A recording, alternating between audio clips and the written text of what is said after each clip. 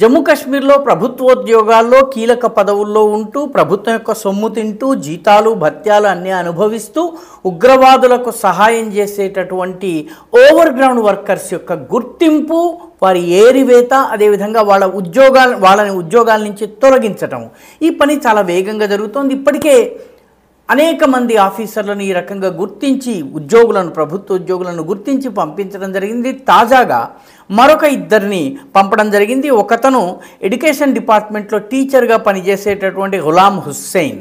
ఈ గులాం హుస్సేన్ రియాసీ ప్రాంతం అంటే జమ్మూ ప్రాంతంలో ఉగ్రవాదానికి మద్దతుదారుడుగా పనిచేస్తున్నారు. నిధులు సమకూర్చడము, లాజిస్టిక్ సపోర్ట్ ఇవ్వడము, ఆశ్రయాలు కల్పించడం, ఇలాంటి అన్ని పనులు చేస్తున్నారు.